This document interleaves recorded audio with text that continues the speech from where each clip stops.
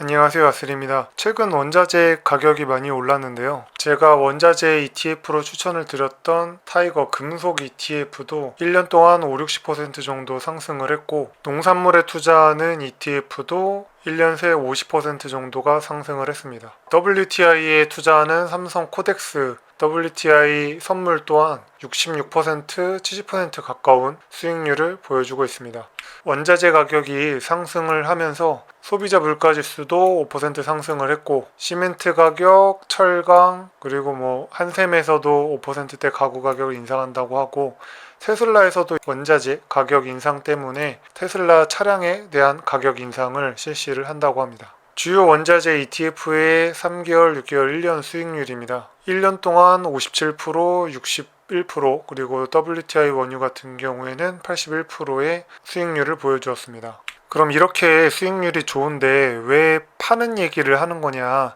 S&P 500이나 나스닥 100처럼 지수를 추종하는 ETF, 그러니까 지수는 끊임없이 우상향을 하게 됩니다. 경제 발전에 따라서 끊임없이 우상향을 하게 되는데, 원자재는 조금 다릅니다. 주요 농산물들의 30년 그래프를 가져와 봤는데, 장기적으로 보면 우상향을 하는 것처럼 보이기도 하지만은 화폐 가치의 하락이 반영된 가격이기 때문에 사실상 전체적으로 보면은 평균의 가격을 유지한다고 보셔야 됩니다. 대신에 일정한 사이클을 가지고 있어서 오르락 내리락을 반복하는 그런 모습을 보여주고 있습니다. 자, 그럼 왜 지금 시점에서 원자재 관련 ETF들을 팔아야 되는지 말씀을 드리겠습니다. 곡물의 경우에는 그의 가격이 폭등을 하게 되면은 모두가 생산량을 늘리게 돼서 다음 해에 가격이 폭락을 하거나 또다시 폭등을 하는 현상이 반복이 되며, 금속의 경우에는 경기 사이클에 따라서 가격이 변동이 되고, 원자재 생산 국가의 날씨나 정치 경제 상황 등 수많은 요인에 의해서 가격이 변화하게 됩니다.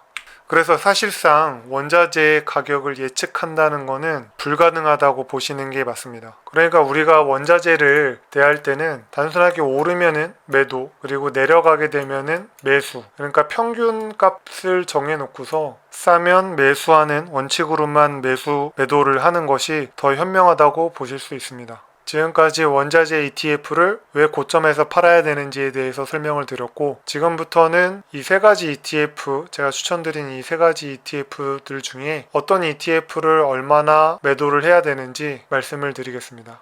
먼저 타이거 농산물 선물 ETF를 보겠습니다. 타이거 농산물은 옥수수, 대두, 설탕, 밀에 투자를 하고 있습니다. 이 농산물의 4개 그래프를 가져와 봤는데, 보시는 것처럼 대두와 옥수수는 신고가에 가깝게 올라 있고, 소맥도 평균 대비 상단에 위치를 해 있습니다. 설탕 선물 같은 경우에만 가격은 많이 올랐지만 아직 10년 정도로 보면은 평균 가격 수준에 있는 것으로 보여집니다. 타이거 금속 또한 구리, 니켈, 알루미늄에 투자를 하는데, 구리 선물은 역사상 신고가를 갱신을 했고, 알루미늄은 신고가에 거의 도달, 니켈만 평균적인 가격을 보여주고 있습니다.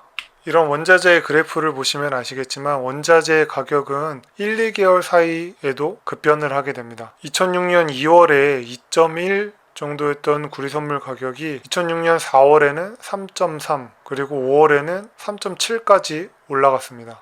2, 3개월 안에 70에서 80% 사이도 언제든지 급변을 할 수가 있기 때문에 내일 언제라도 하락할 수 있다고 보셔야 됩니다. 금속 ETF에서는 구리와 알루미늄 세 종목 중 두 종목이, 농산물의 경우에는 대두와 그리고 옥수수, 소맥 4종목 중 3종목이 고점에 다다랐다고 생각을 했기 때문에 타이거 농산물 ETF나 타이거 금속 선물 ETF 모두 여기서 더 올라갈 수 있는 기대 수익은 20% 내외가 한계라고 생각을 했고, 언제든 반토막이 날 수 있는 기대 손실이 50% 정도 된다고 판단을 했습니다.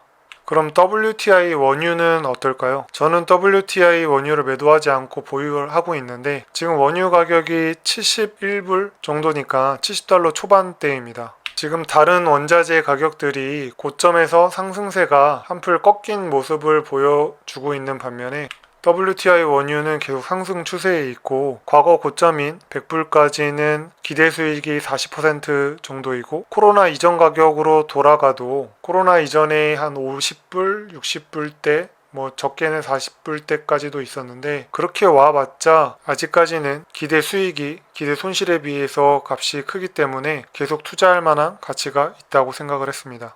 그리고 코로나 이전과 석유 수요는 달라지는 것도 없는데 모두 탈석유화를 외치고 있는 것도 역발상의 관점에서 석유의 가격 상승으로 이어질 것이라고 생각을 했습니다. 그래서 전 WTI 원유는 계속 보유하고 타이거 농산물과 금속은 매도를 했습니다. 그럼 연금저축의 포트폴리오에서 우리가 가지고 있는 비중 중에서 이런 농산물이나 금속을 얼마만큼 매도를 해야 되는지 알아보도록 하겠습니다. 제가 포트폴리오의 리밸런싱에 대해서 설명을 드리면서 분기 또는 반기 단위로 많이 오른 종목은 매도하고 적게 오르거나 내린 종목은 매수하는 방식으로 리밸런싱을 하면 더 높은 수익을 가져올 수 있다고 말씀을 드렸습니다. 자, 이제 농산물과 금속에 대해서 리밸런싱을 하기로 결정을 했습니다. 이 경우에 원자재 부분은 리밸런싱을 하는 방법은 두 가지 방법이 있는데, 하나는 내가 선정한 비중을 초과한 만큼 파는 방법. 예를 들어 내가 올레더 포트폴리오의 방식으로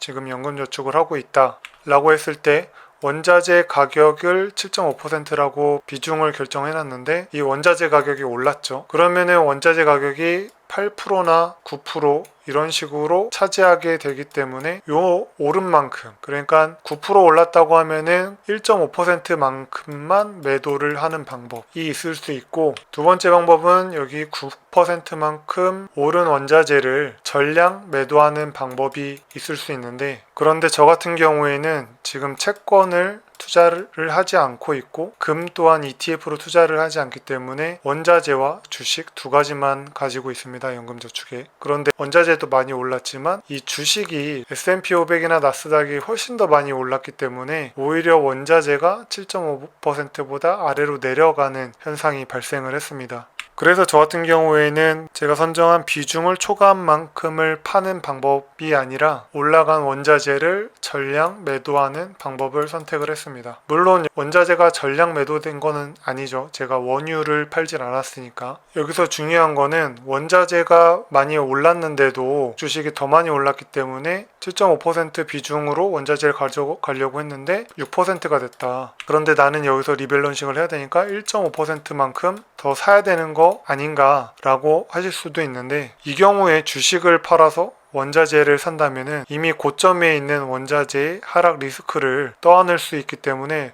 좋은 선택이 아닙니다. 이 원자재와 주식은 제가 다르다고 말씀을 드렸죠. 주식은 국가 발전에 따라 끊임없이 우상향할 수 있지만 원자재는 여러 가지 정치 경제 상황에 따라 영향을 받고 또 일정한 사이클이 있어서 폭등과 폭락을 반복한다고 말씀을 드렸습니다. 따라서 현 시점에서는 원자재를 보유하기보다는 전량 매도해서 고점 매도를 실현하는 것이 낫다고 생각을 했습니다.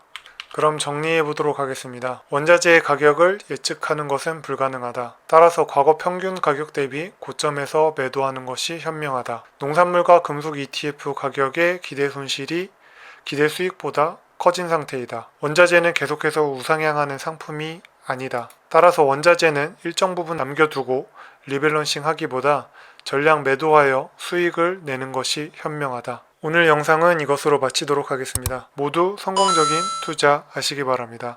이상 아슬이었습니다.